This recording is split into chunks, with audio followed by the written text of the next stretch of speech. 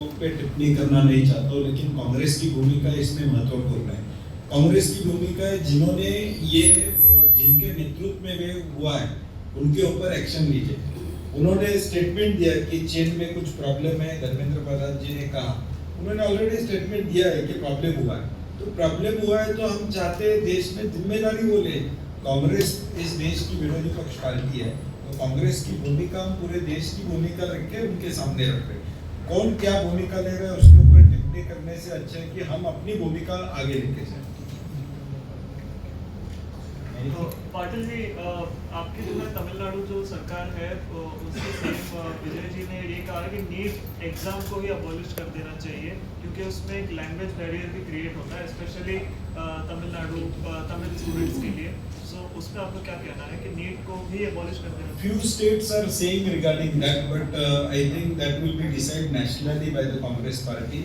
It won't be appropriate for me to comment on this issue because it's a national issue. So probably when there is a India Alliance meeting and some common minimum program is being discussed, I think that will be discussed at a larger platform. So that would be appropriate. That platform would address this issue. I think.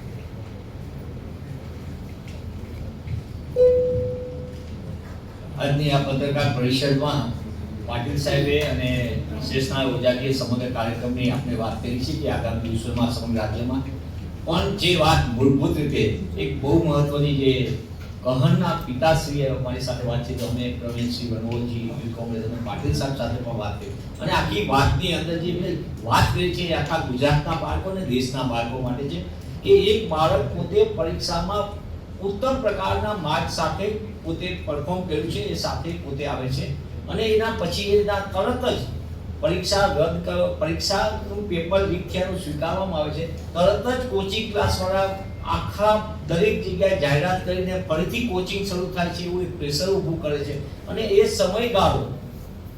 એ સમયગાળો બાળક માટે ઘણો ઘાતક સાબિત થયો છે. જે કહાનીને પોતાનું અંતિમ પગલું લીધું, દેશમાં 12થી વધુ બાળકોએ આ રીતે જીવ ગુમાવ્યો છે. એના પિતાશ્રીની જે લાગણી હતી હું આપના માધ્યમથી આપની સમક્ષ મૂકું છું. એમના પિતાશ્રી વ્યવસાય એડવોકેટ અને એમના પરિવારમાંથી કોઈ ડોક્ટરનો કોર્સ કે એની સાથે સંકળાયેલ નહીં. આ પસંદ કરેલું કહાને પોતે અને બ્રિલિયન્ટ બોય પોતે જીવનનું અંતિમ કોઈ બીજા કહાન કોઈ આત્મહત્યા ન કરે, જીવનનું અંતિમ પગલું ન લે, એટલા માટે આખી આ જે વ્યવસ્થા છે એના માટે એમને સખત પ્રકારનો પોતે આક્રોશ પણ વ્યક્ત કર્યો અને દુઃખ પણ વ્યક્ત કર્યું છે અને એમને ખાસ કીધું હતું કે તમે આ વાત શેર કરજો કે બીજા કોઈ કહાને પોતાનું જીવનનો ટૂંકાવવું પડે અને આખી વ્યવસ્થાની અંદર જે આ ડે સ્કૂલ ડમી સ્કૂલના જે નેક્સસ છે એના કારણે કોચિંગ ક્લાસના નેક્સસ છે અને બાળકમાં જે પ્રકારનું એક ઉજ્જવળ કારકિર્દી તો દરેક બાળકી છે કોઈ પણ અભ્યાસમાં, પણ એના દબાણ નીચે જીવનનું અંતિમ પગલું ભરવું પડે જેવી સ્થિતિનું નિર્માણ થાય ત્યારે જ આ છાત્રોની ગુંજ એ રાજ્ય અને રાષ્ટ્રની શૈક્ષણિક વ્યવસ્થામાં સુધાર આવે એના માટેનો એક બહુ રાષ્ટ્રીય કાર્યક્રમ છે.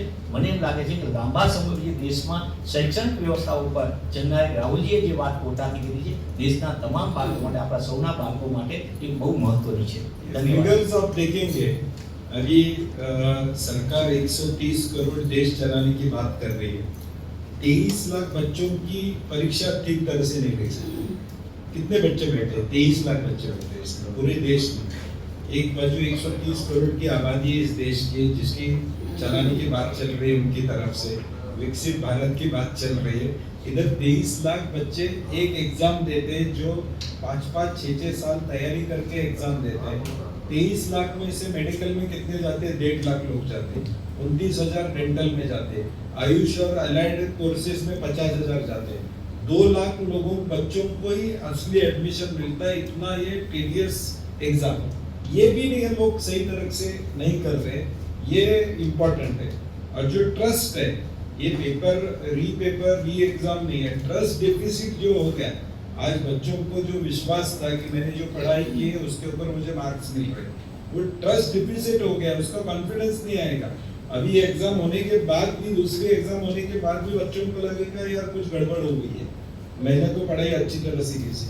तो ये ट्रस्ट डेफिसिट है पूरे युवाओं का, उनके भविष्य से खेलने का काम इन्होंने किया है। इसीलिए हमने कहा कि धर्मेंद्र प्रधान जी ने इस्तीफा देना चाहिए, उन्होंने जिम्मेदारी लेनी चाहिए और आगे जाके भी ये पेपर सेटिंग के मामले में कैसे करने वाले हैं, उसको ऑडिट कैसे होने वाला है, ये मांगे हम सरकार की तरफ कर रहे हैं और चाहते हैं कि आपके माध्यम से भी लोगों के पास ये प्रोग्राम हमारा छात्रों की गूंज ये लोगों के पास भी पहुंचे ताकि इसको और ऐसे अनेक बच्चे उनको न्याय मिले।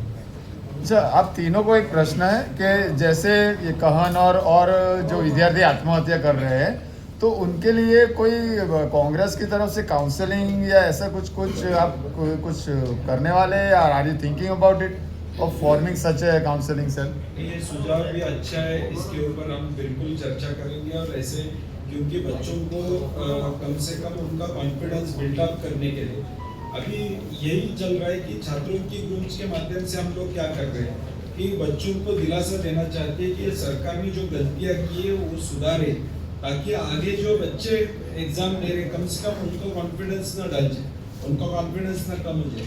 ये एक दूसरा माध्यम है कि इसके माध्यम से, लेकिन आपने जो कहा वो भी सुझाव निश्चित स्वरूप से स्वीकार करें। अभी जो पेपर लीक हुए वो कहाँ से हुए, पहले पेपर किसको मिले, किधर मिले, तो ये नेक्सस है, ये कोचिंग क्लासेस का नेक्सस है। जैसे जोशी जी ने कहा कि पेपर लीक की न्यूज आती है, दूसरे दिन एडवर्टाइजमेंट और पैम्पलेट्स निकलते कि आप 90 रुपए भर दीजिए वापस क्लास ज्वाइन कर। री एग्जाम का निर्णय नहीं हुआ था सरकार को, लेकिन उससे पहले ही कोचिंग क्लासेस ने अपना खुद का एजेंडा चालू कर दिया कि आपको री एग्जाम देना है तो आप वापस आ जाइए, हम पढ़ाएंगे 1 महीने में। तो इसका मतलब क्या है कि ये तो नेक्सस है कोचिंग क्लासेस और गवर्नमेंट का, ये तोड़ने की कोशिश होनी चाहिए और करनी पड़ेगी।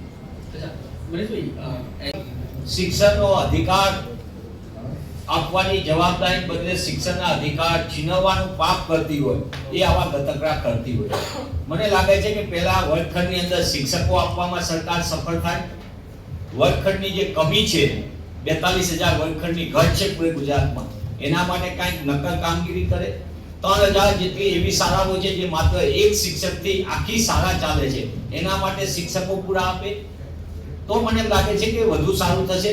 જે પ્રવેશ ઉત્સવના નામે સમગ્ર રાજ્યમાં નાટક કરીને 3 દિવસનો દેખાવ કરે છે, એ સરકાર સત્ર શરૂ થયાના 2 મહિના 3 મહિના થાય 15 દિવસ તો થઈ ગયા, પણ ઘણા વખત ભૂતકાળમાં પણ જોયું 3-3 6-6 મહિના સુધી આપણને પાઠ્ય પુસ્તક નથી આપી શકતી. એ સરકાર આવા નાટકો કરે એ સ્વાભાવિક છે.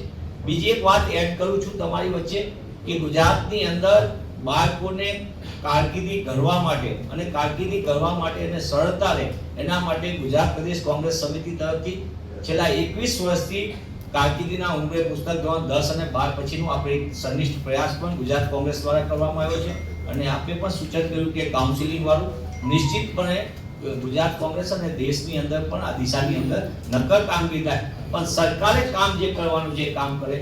કેન્દ્રની અંદર ડોક્ટર મનમોહન સિંહજીની સરકારે 6 થી 14 વર્ષના બાળકને મફત શિક્ષણ મૂળભૂત અધિકાર આપ્યો. આ ભાજપની સરકાર અને મોદી સરકાર શિક્ષણનો અધિકાર છીનવવા માંગે. આ બે વચ્ચે વિચારધારાની લડત છે. એક શિક્ષણનો અધિકાર આપે છે અને બીજી સરકાર શિક્ષણનો અધિકાર છીનવે છે. આ હકીકત છે. ધન્યવાદ. वो लंच करेंगे तो आपसे निवेदन है 2 मिनट बस धैर्य बना करके शुरू करें.